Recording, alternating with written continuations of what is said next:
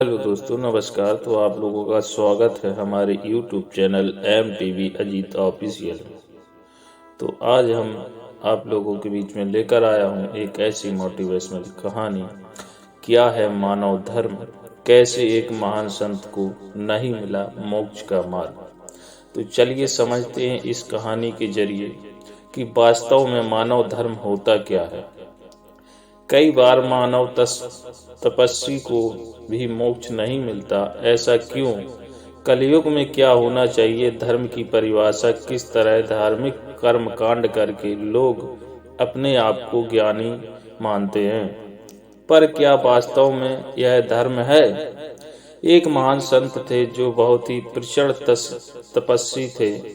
उन्हें कई शास्त्रों का ज्ञान था, कई श्लोक मुँह जवानी याद थे।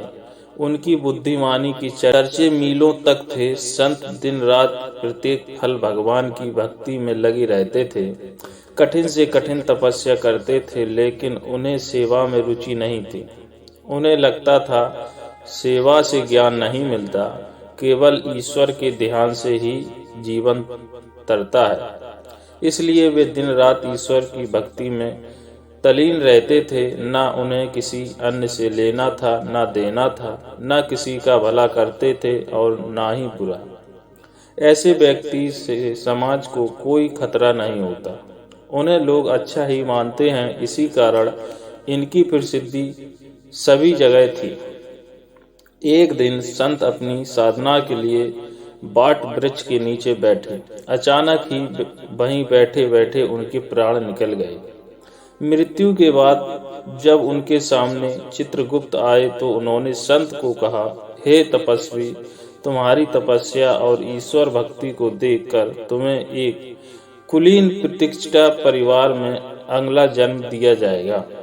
यह सुनकर संत दुखी स्वर में बोले, हे चंद्रगुप्त, मैंने बरसों तपस्या की, उसमें कोई कमी नहीं रखी, किसी की प्राणी को दुख नहीं दिया, फिर भी मुझे मोक्ष की प्राप्ति क्यों नहीं हो रही है? इस पर चित्रगुप्त ने संत को धर्मराज के सामने पेश किया। संत ने अपनी सारी व्यवस्था धर्मराज से कही, अपने सारे धार्मिक कांड के बारे में विस्तार से कहा। यह सब सुनकर धर्मराज मुस्कुराए और उन्होंने कहा, हे वत्स, वास्तव में तुम मानव धर्म को जान ही नहीं पाए। मुझे पता है तुमने कठिन से कठिन तप किया, किसी को कष्ट नहीं दिया, लेकिन तुमने परोपकार भी नहीं किया। अपने अर्जित ज्ञान से किसी अज्ञानी की मदद नहीं की, किसी रोगी का उपचार नहीं किया, किसी भटके राही को सही मार्ग नहीं दिखाया। वास्तव में तुम जानते ही नहीं हो कि परोपकार की असल मायने में मानव धर्म है। सेवा भाव ही मानव जीवन का आधार होना चाहिए। इससे संत को अपनी भूल का ज्ञान हुआ और उन्होंने अपने अगले जन्म में तप के साथ सेवा भाव को भी जीवन का लक्ष्य बनाया। फिर उन्हें वर्षों बाद मोक्ष की प्राप्ति हुई। वास्तव में इंसान को यह पता ही नहीं होता कि धर्म क्या है, और वो दिन रात धार्मिक कांड में लगा रहता है।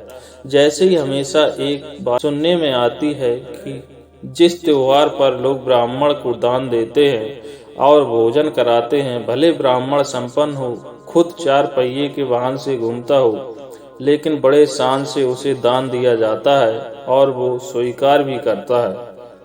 आप खुद ही सोचिए, ऐसे दान का क्या महत्व होगा। अगर आप यही दान किसी गरीब को देंगे तो शायद उसकी कई दिनों की भूख शांत होगी, उसे जीने का सहारा मिलेगा। कई घंटों तक पूजा करना या भोजन करना गलत नहीं है, लेकिन अगर यही वक्त किसी अनपढ़ को पढ़ाने अथवा किसी रोगी की सेवा में लगाएं तो किसी का भला जरूर होगा। ईश्वर की नज़र में यह उसकी सच्ची उपासना होगी। कई लोग बहुत दान दक्षिणा देते हैं, कई भंडारे एवं पूजा पाठ कराते हैं, लेकिन वहीं किसी गरीब भिखारी को फटकार लगाकर भगा देते हैं।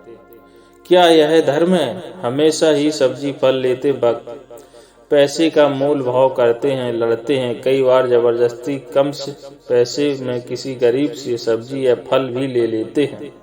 लेकिन वहीं मॉल, सुपरमार्केट अथवा ऑनलाइन शॉपिंग बिना किसी सवाल के करते हैं। क्या सभी कभी सोचा है किसी गरीब से 5 से 10 रुपए कम करवाने में आप कितने अमीर हो गए?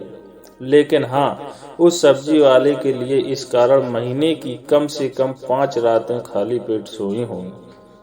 वास्तव में धर्म क्या है, इसी का ज्ञान इसके जरिए हम आपको अपने आप को समझाना चाहते हैं। आज कलयुग के दौर में मोक्ष प्राप्ति की तो कोई नहीं सोचता, हाँ, लेकिन सभी एक संपन्न एवं निरोग जीवन की कामना करते हैं। और अगर हमें ईश्वर में यकीन करते हैं तो हमें कर्म और उसके फल में यकीन रखना ही होगा।